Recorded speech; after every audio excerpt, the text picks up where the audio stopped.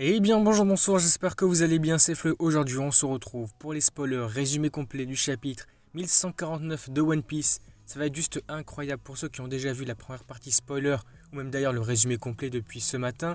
Donc là ça va être juste une grosse dinguerie, le chapitre est juste incroyable. Ça donne vraiment trop envie de voir la suite. Déjà on sait qu'on n'a pas de pause la semaine prochaine, donc ça va s'enchaîner, ça va être beaucoup trop bien. Allez, avant que la vidéo ne démarre, je vous le rappelle, si vous voulez soutenir la chaîne sur les prochaines vidéos, n'oubliez pas de vous abonner. Et du coup, nous on est parti. Chapitre 1149 qui s'intitule Une seconde. Donc on va voir à quoi ça fait référence. On n'a rien du groupe de Luffy dans ce chapitre. Ça c'est dommage et donc peut-être que justement on aura ça la prochaine fois. Pour le chapitre 1150 ça serait vraiment bien de revoir Luffy et Loki pour la prochaine fois. Voir ce qu'ils pourraient apporter.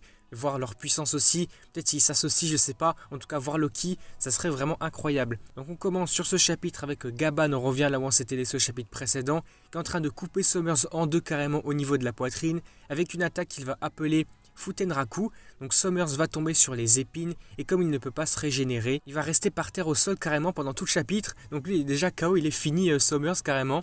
Ensuite, lorsque Gaban va aider Colon, on peut voir un petit flashback de la naissance de Colon. Donc là déjà ça peut être pas mal intéressant de découvrir un peu ce qui s'était passé et tout, de voir comment ça a été fait.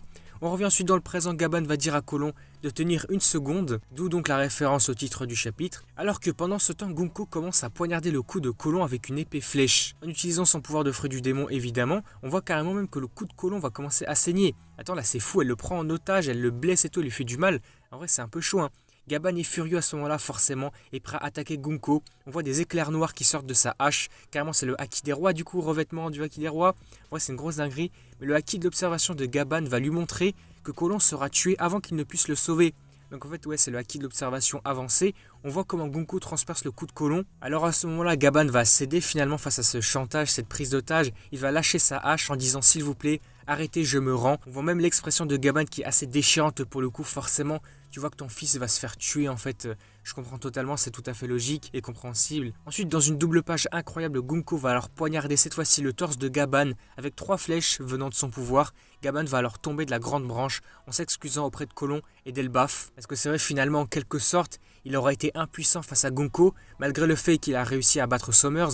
Face à Gunko, il n'a pas pu faire grand chose de plus. Après cela, on a la dernière double page incroyable du chapitre. Alors que Colon pleure son père, Gunko va se souvenir soudain de quelque chose de son passé. Et là, c'est vraiment une des choses les plus intéressantes et importantes du chapitre aussi quelque part. Alors d'abord, nous voyons une femme adulte qui pleure et va crier son père. Les cheveux de la femme sont similaires à ceux de Gunko, donc on imagine que c'est potentiellement elle ou sa mère ou quelqu'un de sa famille, une proche tout simplement. Mais malheureusement, nous ne pouvons pas vraiment voir ses yeux, donc on ne pourra pas dire si c'est elle ou pas. Donc nous ne pouvons pas confirmer à 100% son identité. À ce moment-là, Gunko va se dire mais quel est ce souvenir? Peut-être que c'est un souvenir enfoui, refoulé, et elle ne se souvenait pas vraiment de ça, c'était un petit peu lointain. Et nous allons voir donc un autre flashback à ce moment-là. Cette fois-ci dans le flashback nous allons voir Brook, et oui ça peut paraître surprenant, mais du coup on voit qu'il y avait un lien entre les deux qui se connaissaient déjà, tenant la main d'une petite fille et en disant devenir un pirate est mon rêve. Il semble qu'il soit dans un endroit où il y a de la musique d'ailleurs. Nous ne voyons que leur silhouette à cet instant, nous ne pouvons donc pas vraiment confirmer si cette petite fille est Gunko ou pas.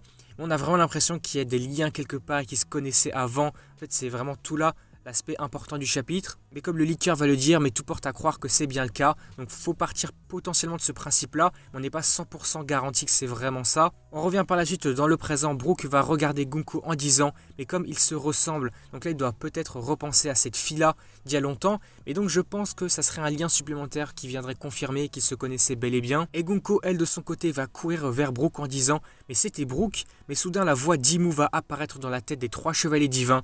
Là on va partir sur la grosse dinguerie du chapitre. Imu comme à son habitude, quand il ou elle apparaît, c'est que des masterclass, c'est des trucs tellement importants, tu la vois pas souvent cette personne, donc dès que ça arrive, t'es content quelque part aussi de la voir.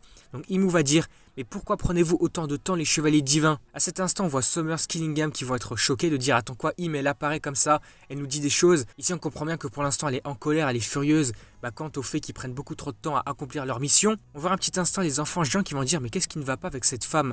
Son visage est soudain si effrayant. Donc là, ils font référence à Gunko. Et donc, au travers de Gunko, on voit Imu apparaître.